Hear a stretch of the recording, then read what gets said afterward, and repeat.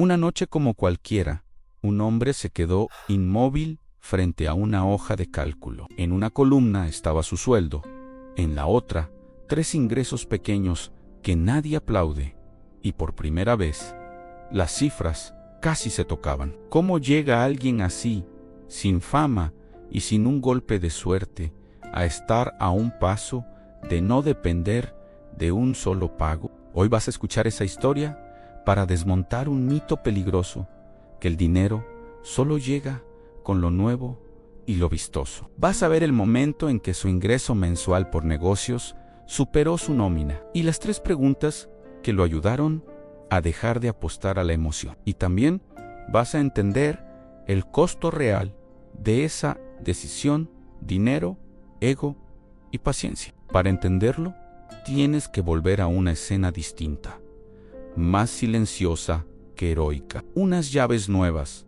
un contrato dentro de una carpeta y un local con luces frías que olía a detergente. Acababa de comprar una lavandería pequeña, de esas que casi nadie presume, y el silencio del lugar vacío le hizo pensar: ahora sí depende de mí. Su nombre era Harry, aunque podría ser cualquiera. Tenía 30 y tantos, coordinaba operaciones en una empresa de logística y se llevaba a casa un poco más de 3,000 al mes después de impuestos. Su ahorro era menor a 1,000 y su sensación de seguridad, si era honesto, colgaba de una sola cuerda: la nómina del día 15. Antes de esa lavandería, Harry ya había perseguido lo emocionante. Montó una tienda de reventa en internet con márgenes pequeños y noches largas. Luego se metió en criptomonedas esperando velocidad y terminó con un golpe que no quiso repetir. Incluso intentó una marca de ropa y acabó con cajas sin vender en su pasillo, recordándole que el hype no paga la renta. Lo que lo frustraba no era fallar, era patrón. Cada intento arrancaba con adrenalina, pero no había forma de anticipar cuánto entraría el siguiente mes, y sin previsibilidad es casi imposible construir. Podía trabajar más horas, sí, pero ese esfuerzo no estaba creando un activo, estaba creando cansancio. Mientras tanto, todos los días pasaba frente a negocios que parecían invisibles. Una lavandería abierta desde temprano, un autolavado modesto con movimiento constante, bodegas de almacenamiento con filas de candados, una máquina expendedora en un taller que vendía lo mismo sin hacer ruido. Él los veía, pero no los miraba, porque no encajaban con la idea de éxito que Internet le había metido en la cabeza. En redes veía historias como fuegos artificiales: brillan fuerte, duran poco y te dejan con la sensación de que te estás quedando atrás. Él miraba su cuenta bancaria como quien mira un reloj detenido y se decía que solo necesitaba la idea correcta. En esta situación, cualquier promesa brillante es una trampa amable. Una noche de regreso a casa, en un transporte público casi vacío, se topó con el resumen de un libro que lleva décadas circulando: The Millionaire Next Door, de Thomas Stanley y William Danko.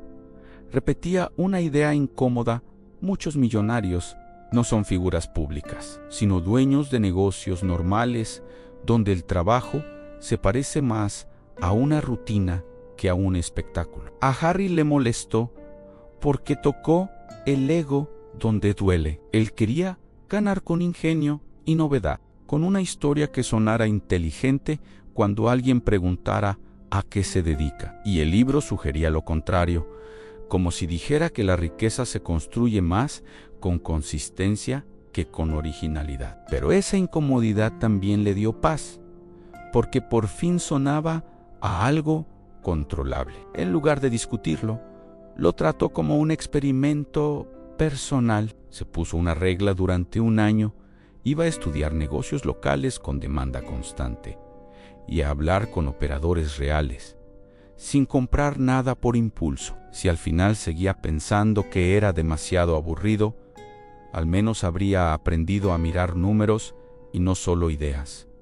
Ese año cambió su manera de caminar por la ciudad. Empezó a notar que lugares nunca parecían vacíos, aunque no tuvieran marketing, y que servicios la gente paga sin pensarlo demasiado. Descubrió una contradicción que le iba a perseguir lo menos de moda. Era lo más constante, y esa constancia se podía gestionar. Conforme juntaba ejemplos, empezó a condensar todo en 3 preguntas que le servían como freno. No eran frases motivacionales, eran filtros para evitar autoengaños.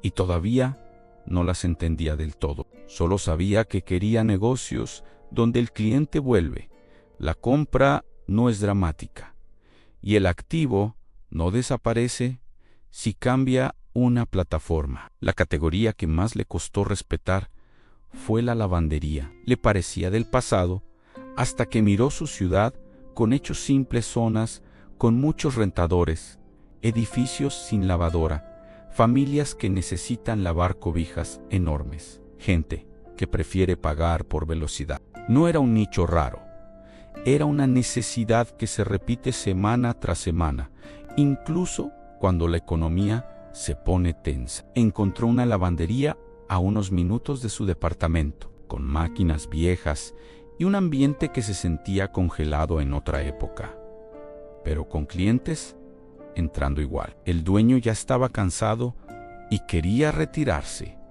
y el precio rondaba los 200,000, una cifra que para Harry sonaba como una puerta cerrada. La puerta se abrió cuando entendió que no necesitaba tener todo, necesitaba estructurar bien.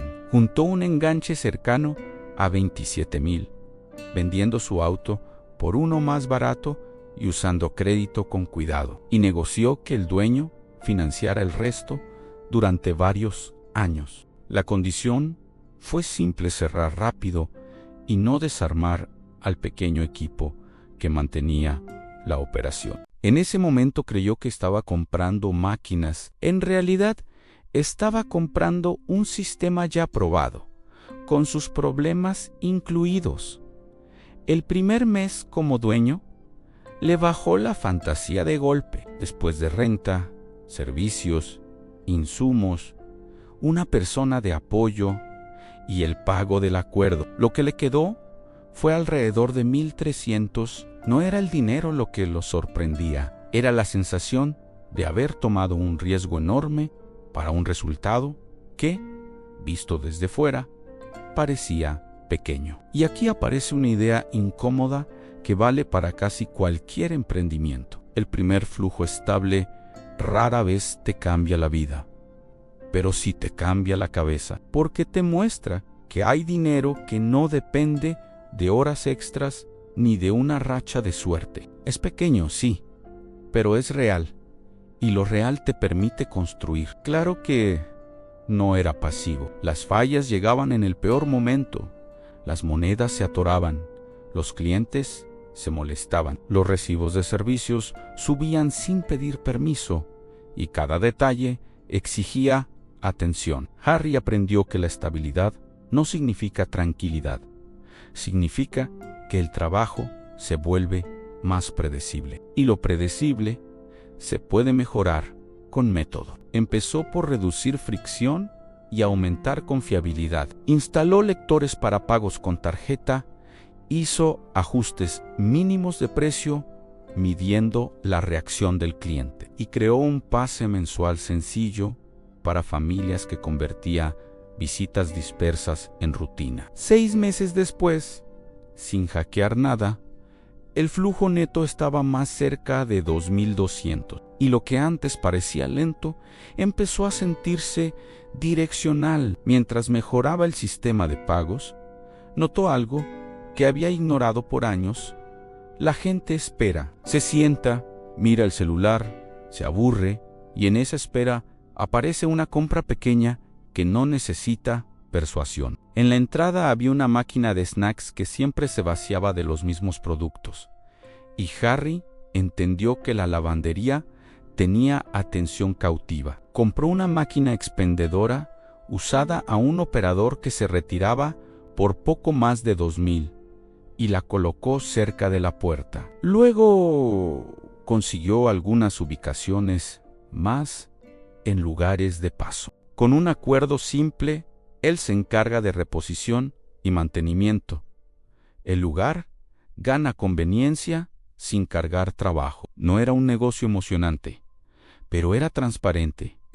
Vendes, repones, cobras, repites. Ao tercer mes, después de costos de producto y traslados, la ganancia rondaba los 2,000. La clave no estuvo en inventar, sino en observar qué rota rápido, que se queda, qué ubicación genera movimiento y cuál se queda dormida. En torno al año, ajustando inventario y moviendo una máquina de un punto flojo a uno más activo. El flujo mensual ya estaba cerca de 2,400. Aquí va una reflexión breve, porque la tentación es abandonar cuando todavía se ve pequeño. La mayoría se rinde antes de que los números tengan tiempo de acumularse y confunde paciencia con falta de ambición. La ambición real en estos negocios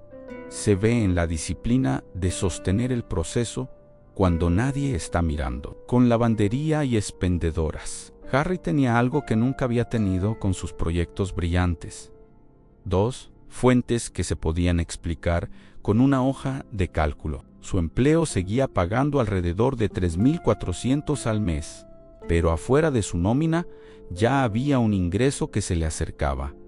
Y eso abrió una pregunta peligrosa: ¿renuncias y te sientes valiente?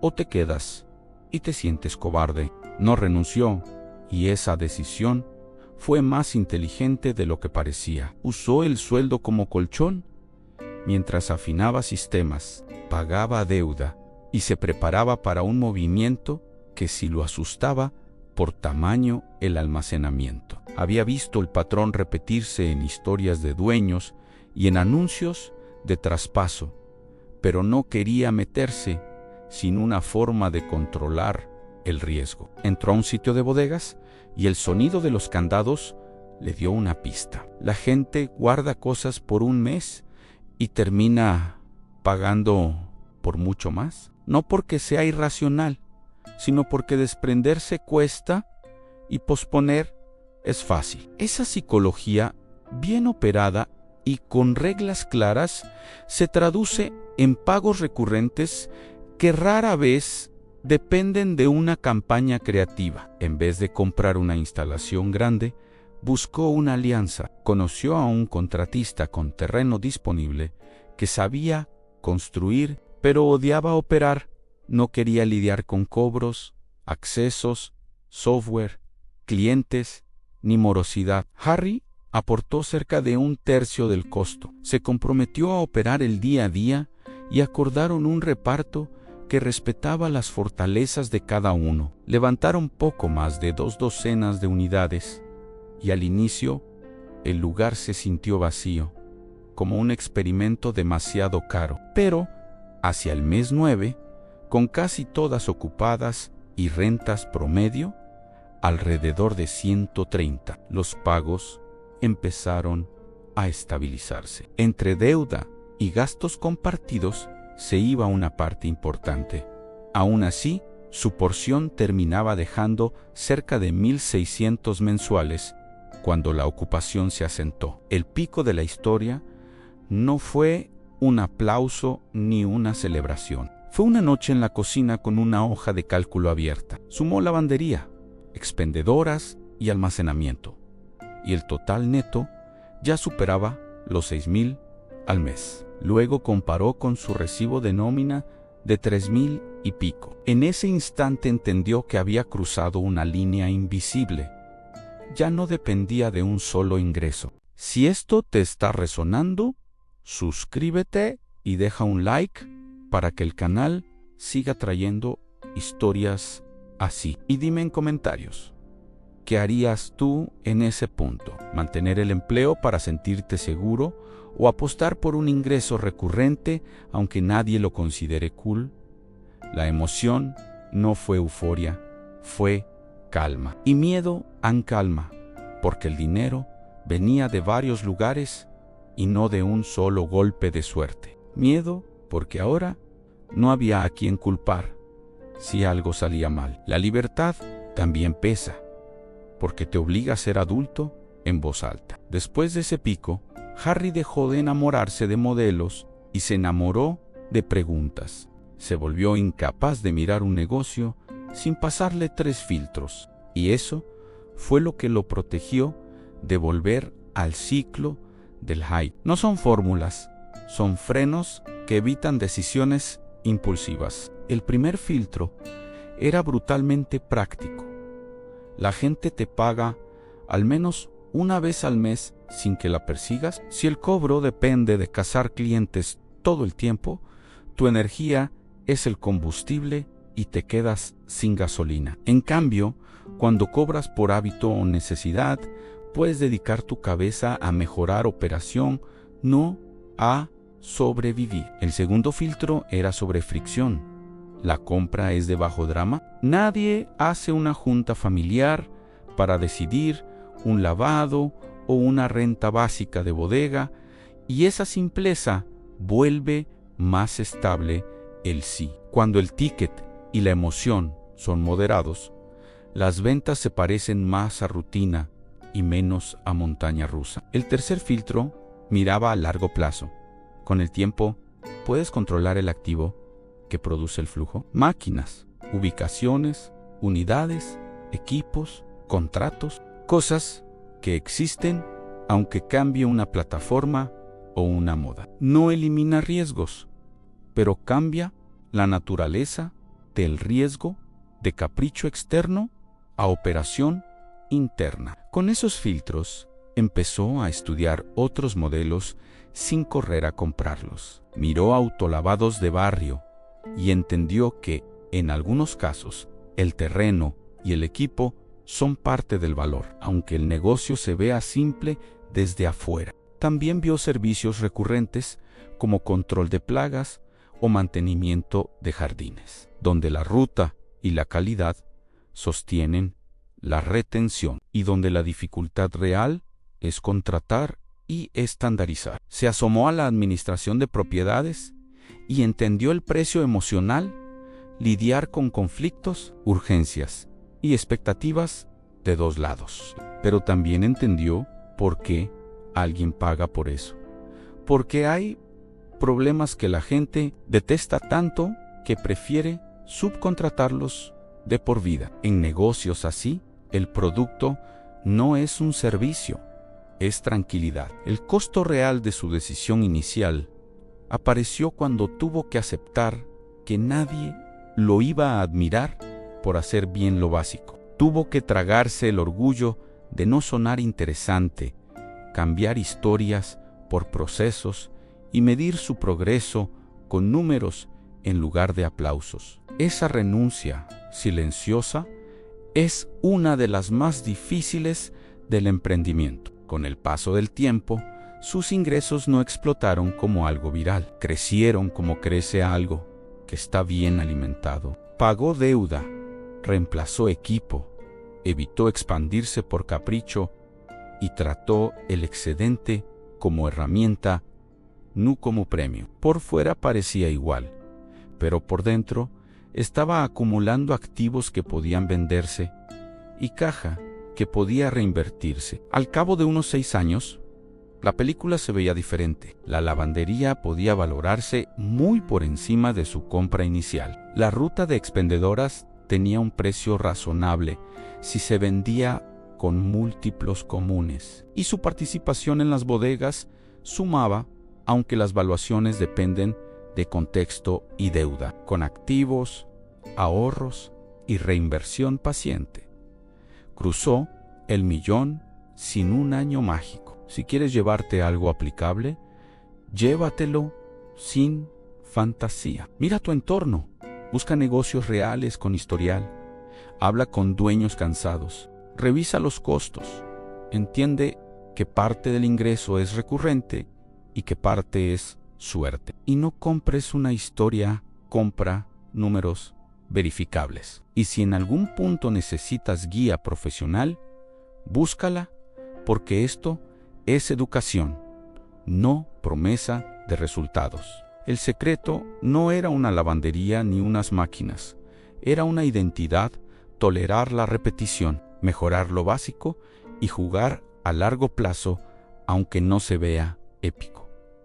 Lo aburrido, bien operado, no te roba la vida, te la devuelve en forma de opciones. Entonces, te dejo una última pregunta. ¿Qué podrías construir en 5 años si dejaras de perseguir aplausos y empezaras a perseguir estabilidad?